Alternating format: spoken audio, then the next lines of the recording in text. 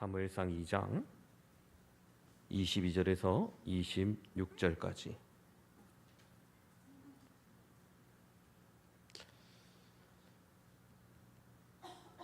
제가 봉독하도록 하겠습니다.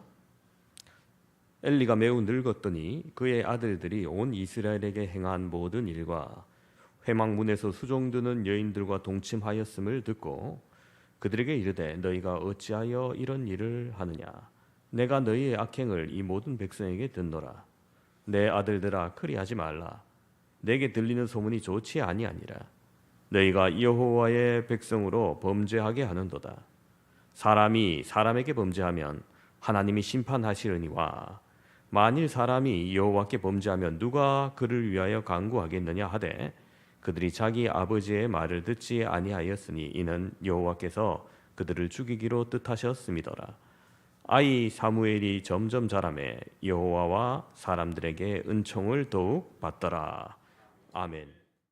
사랑하는 성도 여러분, 시대가 아무리 어둡고 또 타락해도 하나님은 반드시 당신의 사람을 준비하고 계심을 오늘 본문을 통해서 우리에게 보여주십니다. 당시 배경은 이스라엘 역사에서 매우 어두운 시대를 보내고 있었습니다. 사사기 마지막 구절은 이렇게 사사기를 정리합니다. 그때 이스라엘에 왕이 없으므로 사람이 각기 자기 소견에 옳은 대로 행하더라. 말이 점잖아서 그렇지 결국 자기 멋대로 행하는 시대였다는 겁니다. 하나님 대신 자기 생각, 자기 욕망이 기준이 된 시대였습니다. 우상 숭배가 만연했고 예배는 형식적이었으며 도덕적으로 타락했습니다. 레위인 첩사건으로 사사기 19장에 소개되는데 그것은 내란으로 번지고 결국 베냐민 지파가 거의 멸족할 뻔합니다. 각 지파가 제각기 움직이며 민족적 연합이 사라지고 공동체 의식이 붕괴되었습니다. 하나님을 대변할 참된 영적 지도자가 거의 사라졌습니다. 제사장의 직분마저 세속화되고 신앙은 종교적 형식만으로 전락해버립니다. 당시 이스라엘 지도자 엘리는 제사장일 뿐만 아니라 사사 역할을 감당하고 있었습니다. 여러분, 이 말은 즉 신정일치 국가라는 겁니다. 종교와 정치의 지도자가 같다는 것이죠. 그러나 여러분, 그는 영적으로 무기력했고 자녀들을 바로잡지 못했습니다. 역사를 보면 한 지도자의 무책임과 방탕이 나라를 기울게 만드는 경우가 많습니다. 그렇게 강성했던 로마 제국 네로 황제는 황제의 권세를 바탕으로 방탕과 폭정을 사용했습니다. 자신의 희락을 위해서 로마 도시를 불태웁니다. 사람들의 항의가 이어지자 책임을 회피하며 기독교인들이 불을 질렀다 누명을 씌우고 본격적인 기독교 탄압을 가하게 됩니다. 그 결과 로마는 더욱 도덕과 질서를 잃고 쇠퇴의 길로 들어서는 역사를 우리는 압니다. 오늘 본문 속에서도 엘리 제사장 가문이 이와 같은 역할을 합니다. 제사장직은 레위 지파 특정 가문에게 주어진 것이며 그 직분은 아들로 이어집니다. 하지만 엘리의 두 아들 홈니와 비느하스는 성막에서 제사장의 직분을 맡았으나 하나님을 멸시하고 백성들을 죄에 빠뜨립니다. 12절은 엘리의 아들들을 이렇게 한 줄로 표현합니다. 엘리의 아들들은 행실이 나빠 여호와를 알지 못하더라. 행실이 나빴다는 거죠. 그리고 여호와를 알지 못하더라. 보통 여러분 변명을 할 때 이유를 앞에 붙이죠. 예를 들어서 아파서 결석했다. 그죠? 시험 문제가 어려워서 점수가 안 좋았다. 그런데 반대입니다. 지금 이들의 경우 아버지가 제사장인데 여호와 하나님을 알게 하는 교육을 안 시켰을까요? 그렇지 않겠죠. 당연히 시켰을 겁니다. 이들은 지식적으로는 알아도 전혀 하나님을 경외하지 않았던 것입니다. 그들은 의도적으로 비행을 저지릅니다. 그들 스스로의 의지로 나쁜 행실을 했다는 겁니다. 어떻게 했길래요? 그런 생각이 드시죠? 사람들이 제사를 하나님께 드리려고 제물을 가지고 올 거 아닙니까? 제사장은 하나님께 제물을 드리고 난 이후에 특정 부위를 먹을 수 있는 특권이 있습니다. 그게 하나님께서 제사장 가문에게 주신 기업이자 은총인 겁니다. 그런데 그들이 제사를 드리러 온 사람들에게 강제로 뺏는 거예요. 큰 솥에 먼저 고기를 삶아서 그때 제사를 드렸는데 엘리의 두 아들 홈리와 비누아스가 가서 먼저 고기를 달라는 겁니다. 우리 입맛에는 삶은 고기 이제 싫다는 겁니다. 너무 많이 먹어서 물렸으니까 생 고기를 달라고. 우리 구워 먹겠다고. 스테이크 해 먹겠다는 거죠. 입맛은 자기 자유일지 모르겠지만은 여러분, 제사 온 사람들은 어떻게 생각하겠습니까? 아니, 여호와께 먼저 제물을 드리고 난 다음 당신 몫을 가져가라. 당연히 그렇게 얘기할 거 아닙니까? 우리가 거룩하게 하나님 앞에 나왔는데 이게 뭐 하는 짓이냐 해도 막무가내로 뺏어가 버립니다. 하나님보다 자신들이 먼저인 거예요. 이 행위를 17절에 이렇게 표현합니다. 이 소년들의 죄가 여호와 앞에 심히 크면 그들이 여호와의 제사를 멸시함이었더라. 그렇습니다, 여러분. 하나님께 드리는 제사를 멸시함, 오늘날로 말하자면은 예배를 가볍게 여기고 행하는 겁니다. 이 소년들이라고 17절은 표현했지만 여러분, 사실 이들이 미성년자들이 아닙니다. 당시 제사장 30세 이상 되어야 그 직무를 수행할 수 있었습니다. 거기다가 엘리는 매우 늙었더라 했죠. 그럼 아들들은 당연히 중년 이상입니다. 다 큰 성인들입니다. 그럼에도 제사장이라 한 자들이 하나님을 경외함이 없었던 겁니다. 심지어 성막에서 수종드는 여인들을 동침합니다. 자신들의 권세를 이용해서 성범죄를, 그것도 하나님을 섬기는 곳에서 저지르는 겁니다. 악행은 곧 사람들 사이에서 속히 소문으로 이어집니다. 그럼 아버지 되는, 그리고 제사장이자 나라의 지도자, 사사되는 엘리가 그들을 어떻게 해야겠습니까? 네, 징계해야 되겠죠. 이들의 죄는 율법으로도 벌써 중징계, 죽음에 처해져도 마땅했습니다. 그러나 엘리는 내 아들들아 그리하지 말라 하고 맙니다. 말로만 하지 말라 하고 그 어떤 구체적인 행위도 불이익도 징계도 하지 않습니다. 사람한테 죄를 범하면 빌기라도 하지만 하나님한테 죄를 범하면 어떻게 할 거냐, 말만 하고 그 어떤 징계도 처해지지 않아요. 그러다가 나중에 이스라엘과 블레셋이 전쟁이 납니다. 이들이 하나님에게를 함부로 지고 나가서 이스라엘은 전쟁에서 대패하고 두 아들은 죽고 가문은 멸절당합니다. 여러분, 결국 엘리 가문은 하나님으로부터 심판을 받았습니다. 나라가 위기에 처해지고 백성들은 영적으로 더욱더 어두운 길을 가게 하였던 겁니다. 하지만 여러분, 이 위기의 때 하나님은 한 사람을 준비하고 계셨습니다. 26절을 보시면 아이 사무엘이 점점 자라매 여호와와 사람들에게 은총을 더욱 받더라. 여러분, 아무리 어두운 시대라도 미래를 준비하고 있다면 여러분, 그 시대에는 아직 희망이 있습니다. 하나님은 사무엘을 통해서 새로운 시대를 준비하고 계셨던 것입니다. 오늘날 우리나라는 과거에 없던 물질적 풍요를 누리는 시대입니다.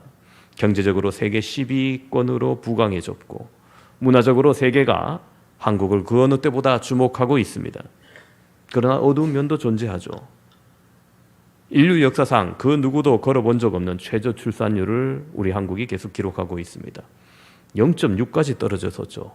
서울 지역만 한정한다면 0.5까지 떨어지기도 했습니다. 여러분, 이 수치가 우리에게 주는 의미를 분명히 알아야 됩니다. 가임기 여성이 일평생 동안 아이를 낳는 숫자입니다. 자, 남녀 두 사람이 만나 한 명의 아이를 낳는다면 출산율이 1입니다. 이것도 전부 다 결혼하고 한다는 가정입니다. 결혼도 안 하는 사람 많죠. 자, 그럼 여러분, 100명의 남녀가 있는데 다음 세대가 되면은 출산율이 1이면 어떻게 됩니까? 50명이 된다는 겁니다. 이게 출산율 1의 경우입니다. 근데 0.5면 어떻게 됩니까? 100명의 사람이 있는데 다음 세대가 되면은 25명이 된다는 거예요. 자, 그 다음 세대도 이 수치를 이어가면 어떻게 되겠습니까? 이제 아들들 세대, 손자 세대를 이어가면 어떻게 되겠습니까?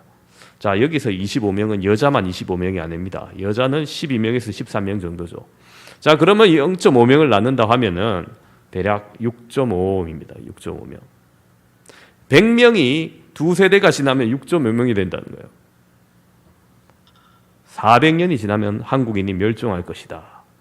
옛날에 한반도에 한국인이라는 민족이 살았지. 참 똑똑했는데 안타까워하면서 그런 시절이 올 수 있다는 거예요. 여러분, 이 수치가 우리에게 보내고 있는 경고인 겁니다. 그런데 여러분, 그보다 더욱더 중요한 것은 영적인 미래입니다. 우리는 이러한 시대를 살아가면서 하나님 앞에 어떻게 자녀를, 어떻게 교회 내에 있는 다음 세대들을 길러내야 될까요? 사무엘상은 사사시대에서 왕정시대로 넘어가는 다리 역할을 하는 역사입니다. 엘리 가문은 타락하고 심판받지만 하나님은 한나의 기도와 헌신을 통해서 사무엘을 세우시고 사사이자 선지자 그리고 제사장으로 삼으셔서 이스라엘을 새롭게 이끄십니다. 바로 이 대조가 오늘 본문이 우리에게 주는 중요한 메시지인 겁니다. 타락의 시대에도 하나님은 침묵하지 않으십니다. 하나님은 사무엘을 통해서 새로운 지도자를 준비하셨던 것입니다. 그렇다면 여러분, 우리의 현실이 암울할지라도 하나님은 여전히 당신의 사람을 세우신다는 거예요. 오늘 주님의 몸된 교회인 우리가 하나님의 사람을 세우기 위해서 무엇을 해야 할까요? 오늘 본문을 통해서 그 해답을 함께 발견하며 은혜 받는 귀한 시간 되시기를 바랍니다. 첫 번째로 우리는 바른 습관을 가져야 됩니다. 여러분, 엘리의 아들들이 오늘 본문에서만 잘못된 행위를 한 것은 아닐 것입니다. 23절을 보면은 내가 너희 악행을 이 모든 백성에게서 듣노라 이렇게 얘기해요. 여러분, 이들의 잘못, 온 이스라엘 사람들에게 엘리가 들을 정도면 오랜 기간 잘못을 행하여 왔다는 겁니다. 아버지가 잘못을 지적함에도 이들이 오랜 기간 동안 해왔던 여러 가지 악행들 돌이키지 아니합니다. 회개하지 않습니다. 이미 습관에 내버렸기 때문이에요. 제사를 멸시하고 의식적으로 의지적으로 하나님을 알지 못하가 되어버린 그들은 회개하지 않습니다. 오늘 우리는 자녀들에게 신앙의 교육을 어릴 때부터 시키지 아니하면 잘못된 습관, 결국 하나님을 알지 못하는 자가 될 확률이 높다는 겁니다. 이런 통계를 본 적이 있습니다. 부모님은 예수님을 믿지만은 불신 자녀를 둔 경우, 즉 자녀가 30대가 지나서 예수님을 믿을 확률 한 7%. 그럼 자녀가 40대가 지나서 예수님을 믿을 확률 4%라는 통계를 받았습니다. 4%면 불신 가정이나 뭐 거의 비슷한 거 아닙니까? 예, 맞아요. 아이가 어릴 때 너는 공부만 열심히 하면 된다. 좋은 대학부터 가라. 그 다음에 교회 와라. 아니면 좋은 것에 취직하게 되면 된다. 그 이후에 교회 나와라. 그러면 아이들이 대학 가고 혹은 취직하고 난 다음에 신앙생활을 열심히 하면서 바르게 자라준다고 누가 장담합니까? 오히려 그러한 경우가 더 희귀한 거예요. 은혜로운 거예요. 어느 대학에 들어가냐가 중요한 것이 아닙니다. 어느 직장에 들어가느냐가 중요한 것이 아닙니다. 무엇이 되냐가 중요한 것이 아닙니다. 어떻게 사느냐가 중요한 것이죠. 하나님을 제대로 섬기며 살아가느냐, 이것입니다. 홈리와 비느하스도 제도에 따라 제사장이 되었습니다. 그들은 하나님을 알지 못한 자일 뿐입니다. 그러나 신앙의 습관은 어릴 때부터 키우는 것이 좋습니다. 좋은 습관을 유지시켜줘야 됩니다. 디모데후서 3장 16절은 성경은 교훈과 책망과 바르게 함으로 의로 교육하기에 유익하다고 말씀합니다. 여러분, 말씀에서 날마다 교훈을 늘려주고 문제가 생기면 책망을 통해서 문제를 드러내게 하고 왜 이런 점이 잘못되었는지 분명히 가르쳐줘야 된다는 겁니다. 그리고 거기서 끝나는 것이 아니라 바르게 해야 한다는 거죠. 습관을 고쳐야 되는 겁니다. 자, 사단 마귀가 교회가 생기고 전도가 되는 거 당연히 싫어하겠죠. 근데 그들 나름대로의 전략이 있다고 합니다. 뭐냐 하면은 옛날 습관 그대로 가지고 교회에 나오게 한다는 거예요. 그럼 교회 나와서 예배드리고 봉사하고 기도하고 다 참사해도 예배당 문을 나오면 옛날 습관 그대로 가지고 집으로 돌아가면 어떻게 되겠습니까? 어차피 그대로라는 거예요. 습관대로 다시 똑같이 생활할 거라는 겁니다. 그렇습니다, 여러분. 오늘 유학이나 직장, 군대로 타지로 멀리 나가 있는 자녀들에게 여러분 혹시 전화하실 때 밥 잘 먹었느냐, 잠 잘 잤느냐, 뭐 이런 질문도 좋습니다만 교회는 다녀왔느냐, 주일에 목사님 말씀은 어땠느냐, 여러분 이런 질문 하시기 바랍니다. 영적 대화를 이어가시기 바랍니다. 좋은 습관으로 이어지고 좋은 습관을 낳게 됩니다. 우리 집에 애들도 예배 드리고 난 다음에 제가 설교 내용을 질문하곤 합니다. 뭐 어려운 거 질문하는 게 아니고 오늘 설교에서 누가 나왔지? 어떤 일을 했지 그 사람이? 어떤 사건이 있었지? 뭐 이런 간단한 질문이에요. 왜 합니까? 설교를 듣게 하는 습관을 기르기 위해서입니다. 다니엘은 습관대로 기도하다가 사자굴에 끌려갔지만 그는 거기서도 습관대로 기도하다가 사자굴에서 살아나옵니다. 자녀에게도 나 자신에게도 여러분 귀한 신앙의 습관을 세우는 저와 여러분 되시기를 바랍니다. 두 번째로 여러분 간절한 기도가 있어야 됩니다. 오늘 본문 26절 함께 보겠습니다. 아이 사무엘이 점점 자라매 여호와와 사람들에게 은총을 더욱 받더라.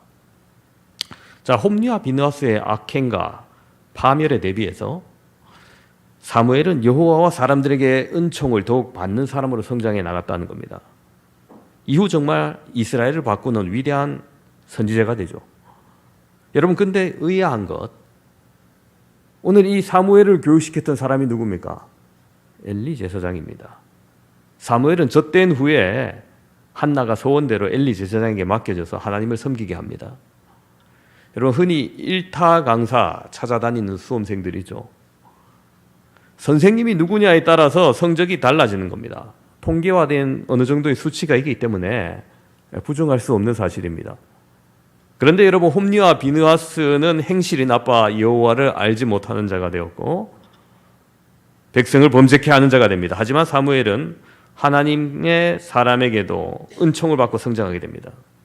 아니 선생님이 같은데 왜 이런 차이가 납니까? 홈리와 비느하스, 사무엘의 차이가 뭡니까? 물론 사람마다 타고난 성격도 있고요. 뭐 습성도 한계시점도 다를 수 있습니다. 그리고 친아버지와 선생님의 훈육 정도 차이가 다를 수도 있죠. 하지만 여러분 이런 다른 여러 가지 요인들보다 더욱더 중요한 것은 바로 사무엘에게는 간절히 기도하는 어머니 한나가 있었다는 거예요. 부모의 결단이 있는 헌신과 이후 끊임없이 아유 이 어린 것이 거기서 어떻게 자라낼까 걱정하며 그를 위해서 끊임없이 기도했을 거 아닙니까? 엘가나 가정에서 떠나 홀로 여호와를 섬기는 아들을 위해서 얼마나 간절한 눈물의 기도가 있었겠습니까?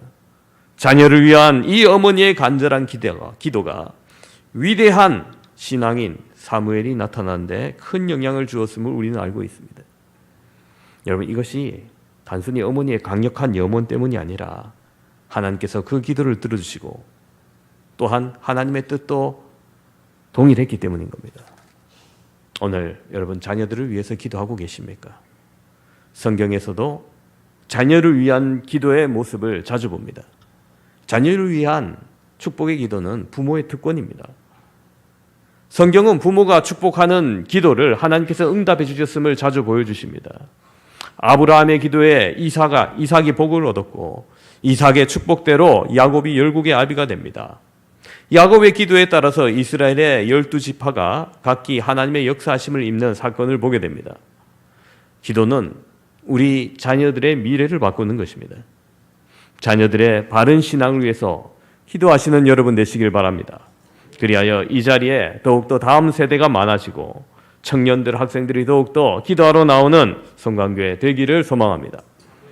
세 번째로 하나님만으로 만족하는 삶을 보여줘야 됩니다. 여러분 사람은 늘 더 많이 가지려고 합니다. 좋은 집, 안정된 직장, 넉넉한 통장, 건강한 몸. 하지만 여러분 그런 것들이 다 채워졌음에도 불구하고 마음에 만족되지 않는 경우가 많습니다. 어떤 철학자는 이렇게 말해요. 사람은 두 개의 주머니를 들고 태어난다. 하나는 필요, 하나는 욕심이다. 필요의 주머니는 쉽게 채워지지만 욕심의 주머니는 끝이 없다. 결국 만족의 조건이 아니라 누구와 관계를 맺고 있느냐에 따라 달린 겁니다. 물질, 성공, 사람들의 인정은 잠시 우리를 기쁘게 할 수 있지만 여러분 영혼의 깊은 목마름은 해결하지 못합니다. 그래서 세상에서는 더 가져야 되고 더 높아져야 되고 더 인정받아야 된다고 늘 우리를 몰아세워갑니다. 요즘 젊은이들 사이에서 올려치기란 말이 있어요. 이 정도는 돼야지 결혼하고 이 정도는 돼야지 애 낳고 이 정도는 돼야지 교육시키고 이 정도는 돼야지 뭐 이 이상 살아야지 뭐 사람같이 살고 근데 그 기준이 엄청 높아요. 뭐 상위 10% 뭐로 다. 아니 그러니 어떻게 애들 살아? 어떻게 결혼하고 어떻게 애를 낳아요? 근데 만약에 여러분 그 기준에 다 도달했다 해도 여러분 그 끝인 예수님이 없다면 허무함만 남게 됩니다. 다윗은 이렇게 고백합니다. 여호와는 나의 목자시니 내게 부족함이 없으리로다. 그렇습니다, 여러분. 환경이 아니라 나의 하나님이 목자 되실 때 부족함이 없는 겁니다. 사도 바울도 빌립보서 4장에 이렇게 말합니다.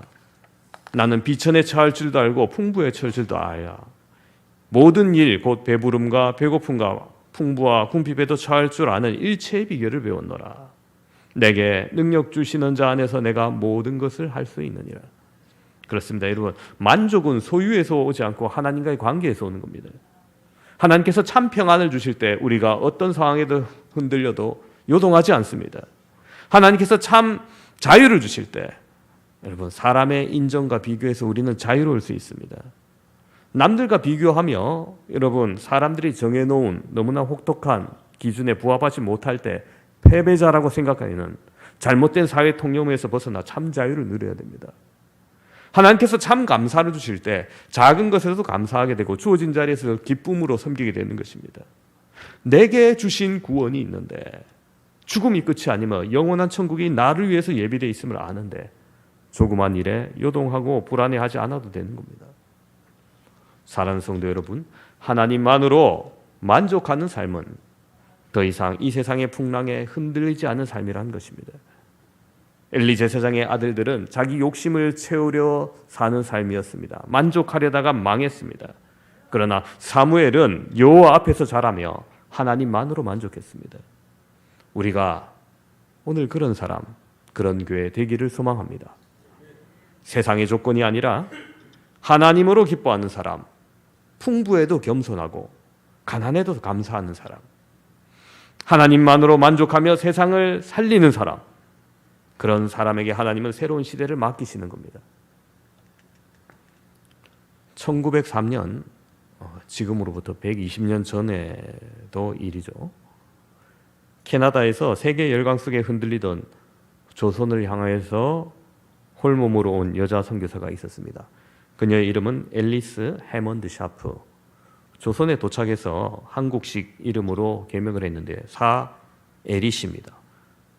사시, 뭐 사미자 이런 분들도 있을까 하니까 사시인데 이름이 에리시 어렵죠.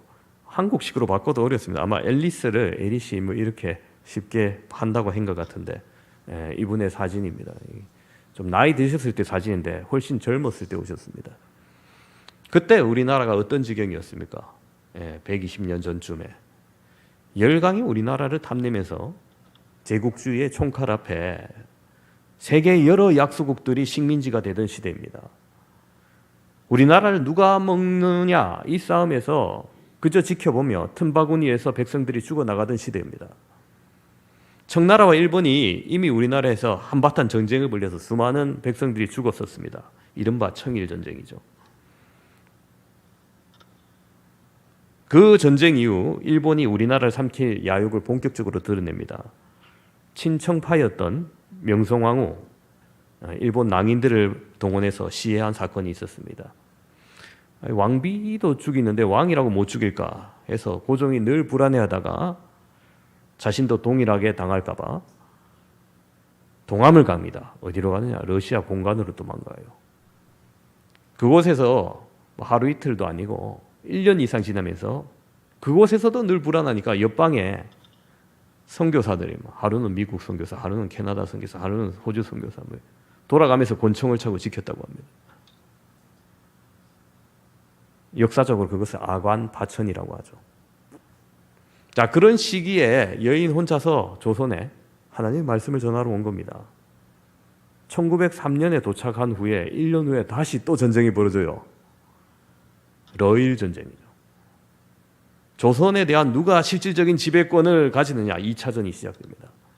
그런데 누구도 예상 못했는데 그 큰 러시아가 일본을 이겨버리는, 일본이 러시아를, 그 큰 러시아를 이겨버리는 거예요. 그리고 미국은 필리핀을, 일본은 조선을 나누어 가지자는 가스라 테프트 밀약을 세우면서 국제적으로 조선은 일본의 손에 실질적으로 넘어가게 되고 1910년에 나라는 완전히 망하게 됩니다. 여러분 그때 이 엘리샤 샤프 사에리시 선교사가 서울에서 같은 서양 선교사 총각을 만나서 결혼하지만 여러분 남편이 조선에 온 지 3년 만에 장티푸스로 죽어요. 소천하십니다. 자녀도 얻지 못한 이 미망인 그래도 홀로 남아서 조선을 사랑하면서 충남, 공주, 논산, 천안 등지를 기점으로 선교 활동과 교육 사업을 이어갑니다. 그러다가 천안에서 한 18살 정도 되는 소녀를 만나요. 그 소녀에게서 뭘 봤는지 그 눈빛 속에서 어떤 감동이 있었는지 모르겠지만은 부모를 찾아갑니다. 내가 아이가 없지만은 이 아이를 내 양녀로 달라고 합니다. 가난했던 시절 좀 부유해 보이는 서양인이 정중하게 요청하니까 입 하나 덜려고 그랬는지 아니면은 저 양반한테 맡기면 교육을 잘 시켜주겠다고 그래 생각했었는지 흔쾌히 허락을 합니다. 그리고 이 양녀를 데려다가 교육을 시키는데 그 아이가 자라면서 1910년 3월 1일 기미 독립선언으로 시작된 3.1 운동의 지도자가 됩니다. 여러분 누군지 짐작이 가시죠? 바로 유관순 여사입니다. 3.1 운동 당시 세계가 당연하게 생각했던 제국주의에 충격을 던져준 역사적인 사건이었습니다. 미래가 없고 스스로 발전할 수 없는 민족이나 나라는 차라리 강대국에 의해서 개발되고 발전되는 것이 보다 낫겠다고 생각했던 그 제국시대 그때 민족 자존 자립을 외치며 비폭력 저항운동을 펼친 겁니다. 당시 자발적으로 참여한 우리 국민이 223만 명, 일본 경찰에 의해서 총에 맞아 죽은 사람이 7천 명이 넘는다고 합니다. 여러분 세계 인구가 폭발적으로 증가한 20세기 후반에서 지금까지도 세계 어느 곳에서 223만 명이 모여서 무엇을 한다면 세계가 주목할 만한 일인데 여러분 그 당시 인구로 정말 놀라운 사건인 겁니다. 유관순 여사는 그 일로 인해서 감옥에 끌려가고 3년형을 받게 되지만 서대문 형무소에서 고문과 영양 실조로 겨우 1년 후에 18살에 목숨을 잃게 됩니다. 채 19살, 만 19세가 되기 전에 목숨을 잃습니다. 여러분 오늘날 우리가 우리 말을 가지고 말을 하고 우리 문화를 지키고 있고 우리의 이름을 가지고 살아가고 있는 것 독립의지를 가지고 나라를 다시금 세우기 위해서 목숨을 바쳤던 독립운동가들 그분들의 희생이 있었음을 여러분 잊지 마셔야 됩니다. 여러분 만세를 외친다고 일본인들이 갑자기 픽픽 쓰러집니까? 아니죠. 어쩌면 계란으로 바위 치기 같은 무모한 저항이었지만 역사로 움직이는 하나님은 2차 세계대전 속에서 일본을 패망국으로 하시고 조선을 대한민국을 자주 독립국가로 세우는 놀라운 은혜를 주셨던 겁니다. 여러분 우리는 이 역사를 결코 잊지 말아야 됩니다. 숭고한 하나님 나라 일꾼을 세우셨던 그 사에리시 선교사님 같이 하나님 나라 일꾼을 세우는 사람으로 인해서 이 땅이 소망이 이어져 갔음을 우리는 잊지 말아야 됩니다. 함께 예배드리는 사랑하는 성도 여러분, 오늘 본문은 엘리 제사장 가문과 사무엘을 대비시킵니다. 한쪽은 하나님을 멸시하다 심판을 받게 되었고 다른 한쪽은 하나님 앞에서 은총을 입어 새로운 시대를 연 사람이 됩니다.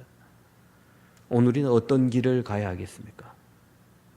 우리의 가정이 내가 더욱더 좋은 신앙의 습관을 가지기를 바랍니다. 간절히 기도하는 여러분의 가정들 되시길 바랍니다. 교회가 다음 세대들 위해서 무릎을 꿇어야 됩니다. 하나님만으로 만족하는 삶을 보여줘야 됩니다. 그리할 때 하나님께서 여러분을 통해 여러분의 가정을 통해 교회를 통해 사무엘과 같은 하나님의 사람을 양육하게 될 것입니다. 이 일에 여러분 함께 동참하는 저와 여러분 되시기를 주님의 이름으로 축원합니다. 지금 우리 한번 함께 통성으로 기도하길 소망합니다. 여러분 기도하실 때 주님 좋은 신앙의 습관을 가지는 가정과 교회 되게 해달라고 함께 기도하시고 더욱더 간절히 기도함으로 하나님 나라를 준비하는 사람 세워갈 수 있게 해달라 함께 기도합시다. 마지막으로 하나님과의 관계 회복을 통해서 참 만족을 얻으며 비교와 욕심에서 우리가 더욱더 자유로울 수 있는 사람들 될 수 있게 해달라고 우리가 이와 같은 기도 제목으로 주여 한번 외치고 통성으로 기도하도록 하겠습니다. 주여, 아버지 하나님, 우리에게 주신 하나님의 말씀을 통하여서 아버지 어두워져가는 그 사사시대에 새롭게 세우려는 삶을 있었음을 다시 한번 바라봅니다. 아버지 하나님, 영적으로 어두워갈지라도 하나님께서 미래를 준비하고 계셨음을 바라봅니다.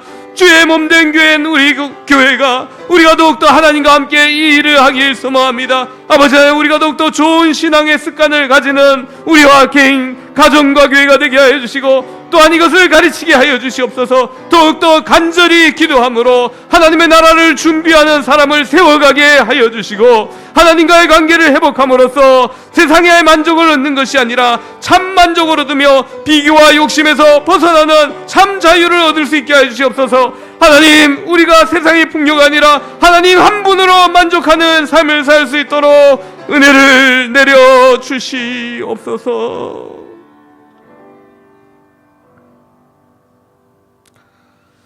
아버지 하나님, 이 땅이 120년 전 어두워져 갈 때 하나님은 주의 사람을 세우는 귀한 분들을 이 땅에 보내시고 이 땅에 소망을 주셨음을 우리는 기억하기 소망합니다. 아버지 하나님, 또한 유례없는 풍요와 많은 주목을 받는 이 시대지만 또한 한쪽으로 다시금 어두워져가는 이 세대를 바라보며 주님 앞에 우리가 엎드립니다. 주님, 다음 시대를 준비하는 하나님의 사람 나타나길 소망합니다. 주님의 뜻대로 우리가 함께 일하기를 소망합니다. 주여, 좋은 습관을 가지는 우리의 가정들과 교회가 되게 하여 주시고 좋은 신앙의 습관을 물려줄 수 있게 하여 주시옵소서. 더욱더 기도함으로 하나님 나라를 준비하는 사람, 다음 세대들을 세워가게 하여 주시고 세상의 만족을 얻는 것이 아니라 하나님 한 분으로 만족하는 삶을 살게 하며 비교와 욕심에서 자유케 하여 주시고 작은 것에서도 감사하는 삶을 살게 하여 주시옵소서. 그리함으로 우리의 가정과 교회가 하나님 중심으로 세워지게 하시고 다음 세대가 주님 나라 위에서 쓰임받는 귀한 일꾼들로 나타나게 은혜 베풀어 주시옵소서. 감사합니다. 우리 구주 예수 그리스도 이름으로 기도드립니다. 아멘.